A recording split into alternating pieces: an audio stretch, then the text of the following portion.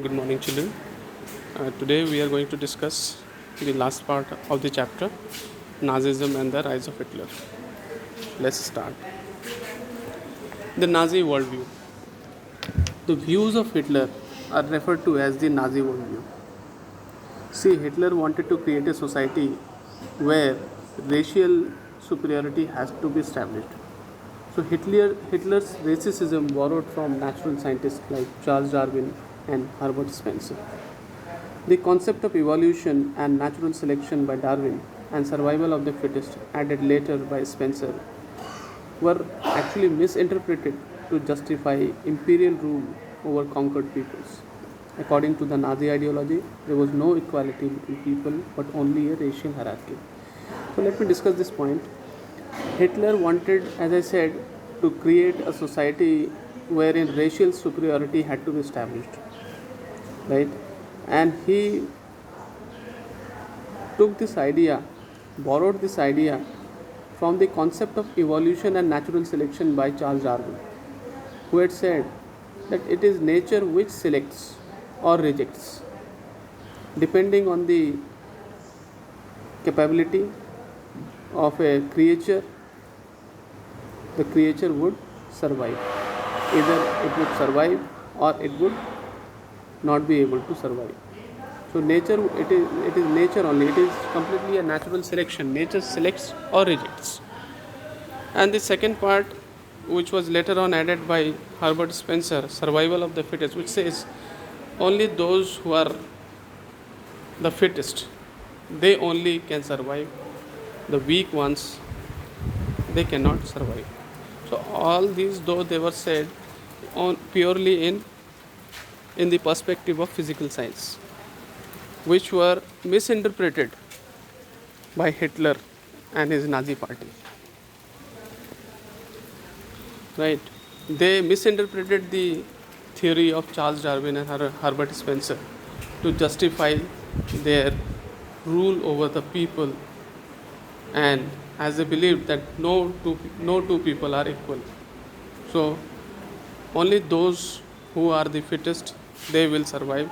Thus they wanted to create a racial hierarchy, and according to them, the blue-eyed, blonde Nordic German Aryans were at the top, while the Jews were located at the lowest rung. The Jews were considered the most inferior race, and the Nordic German Aryans were considered the most superior race. The Nazi argument was simple: the strongest race would survive and the weak ones would perish. The Aryan race was the finest and it had to retain its purity, become stronger and dominate the world. It means the Aryan race are not supposed to mix with the other races, inferior races. They are not supposed to do intermarriages. There was no intermarriages allowed, right? And they had to maintain their purity by distancing themselves from the undesirables.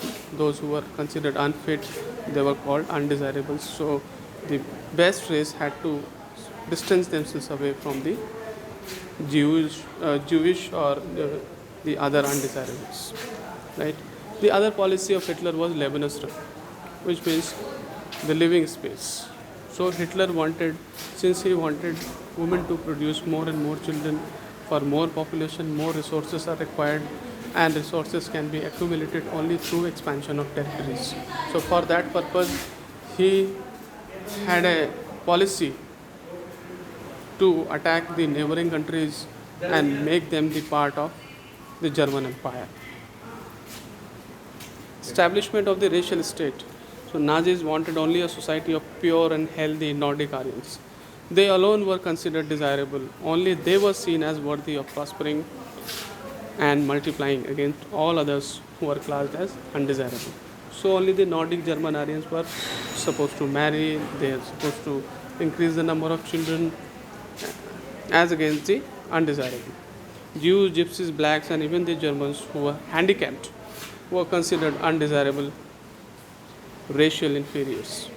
Okay, so Hitler was of the view, even the Germans, those who were born with some handicap or those who were born with some uh, physical disability or mental disability, they cannot be allowed to live.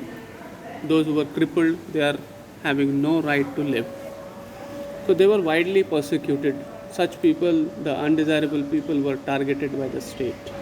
Whenever there is an involvement of state to harass a particular person or a community without, uh, you know, arbitrarily, we can say, so such kind of targeting of a particular person or community by with the involvement of state power, that is called persecution. So as I said that a racial state had to be created, a racial utopia, superiority had to be maintained. So Nazis, what they did, they filled the hearts of those who were undesirable with terror, and they were made bankrupts. They had to lose all their properties, they had to leave their homes, go somewhere else, right? Live in ghettos. So they would be pauperized. Pauperized means they would be bankrupt. They would be segregated, separated. Jews compelling, they segregated the Jews, compelling them to leave the country between 1933 to 1938. The next phase, between 1939 to 1945, Jews were concentrated in certain areas and eventually killing them in gas chambers in Poland. Genocide and war became two sides of the same coin. So Hitler was running his Nazi state on two wheels. One was mass killing of people, and the other was waging war with the neighboring countries to annex the territories, to increase the area under rule. Much of northwestern Poland was annexed to Germany. Poles were forced to leave their homes and properties. Those who had to leave their properties behind, they had to be taken over by ethnic Germans, the Nordic Aryans. Poles were herded like cattle in the other part called the German government and destination of all the undesirable of the empire. Members of the Polish intelligentsia, those who were considered to be uh, educated people or intelligent people, they were murdered in large numbers. Polish children who looked like Aryans forcibly snatched from their mothers and examined by race experts. If they passed the race exam, then they would be raised, they would be nurtured in German families, and if not, they were deposited in orphanages where most lost their lives. You can understand one thing very clearly over here. Hitler did not want his rule or him to be questioned. For that, he did not want any kind of rebellion to take place or any kind of protest to take place. So for that purpose only, they selected the Polish intelligentsia, means those who could think, those who could devise, those who could, you can say, uh, find out the problems, the thinking minds, the intelligent group of people. They were identified and murdered. Controlling of the society, how the society was to be controlled the way Nazi wanted. For that, special surveillance and security forces were created. Apart from the already existing regular police, there were Gestapo, the secret state police, the SS, the protection squads.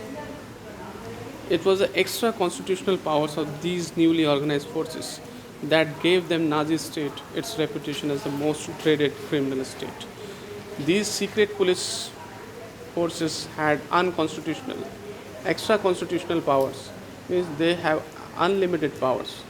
They could go to any extent and nobody would question them, right? So people, those who were undesirables, they could now be picked up. They could be sent to concentration camps. So there will be no legal procedure. No legal procedure. If a person is arrested, a person is supposed to know the reason why he is being arrested. But when a group of when an organization is given extra constitutional power, it means it can do whatever it wants, right? So without following any legal procedures, people were arrested or deported. Youth in Nazi Germany. So Hitler wanted a Nazi society to be created. So for that purpose, the young ones needed to be taught Nazi values. For that, he had started with the schools to be cleansed and purified of the Jews and undesirable people. So Jewish teachers, they were dismissed. Jewish children were made to sit separately.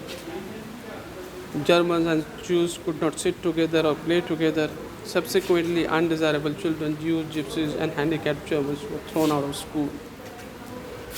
Good German children were subjected to a process of Nazi schooling. School textbooks were rewritten. Racial science was introduced to justify Nazi ideas of race. Children were taught to be submissive. Children need to be in a yes mode kind of person. They should not question the authority of Hitler, right? And they need to learn to hate Jews and worship, eulogize Hitler. So Hitler believed children to be aggressive, iron-hearted, strong and masculine. For that, games and sports which increase their aggressiveness or which require more physical strength had to be, the children need to be introduced to, like boxing, football, right? Youth organizations were made responsible for educating German youth in the spirit of National Socialism. 10-year-olds had to enter Junghof. At 14, all boys had to join the Nazi youth organization, that is Hitler Youth, where they learned to worship Hitler, glorified aggression and violence, condemned democracy and hate the undesirables. They had to enter the labor service usually at the age of 18 and serve in the armed forces and enter one of the Nazi organizations. So different organizations were there for different age groups. Right, for the 10-year-olds, Junghof was there. For the 14-year-olds, there was Hitler Youth.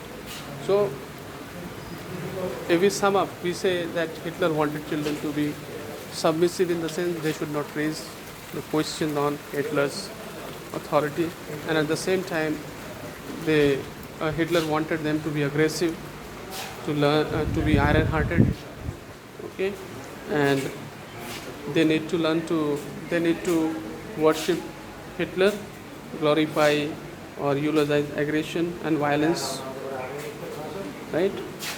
And at the age of 18, they need to serve in the armed forces and enter one of the Nazi organizations. You can see some pictures over here, how Jewish teachers and Jewish peoples were being expelled from the school under the mocking of classmates. As they passed by, the children who were desirables, they were mocking at them. And through the classroom, even through the teaching of maths, Jews were shown as the people who were most hated, most mocked at. So for that you can see that a child is drawing 6 and it is looking like the Jewish nose. Okay? So this is how Jews were mocked. So this much is for the day. I will send you the remaining part. Thank you so much.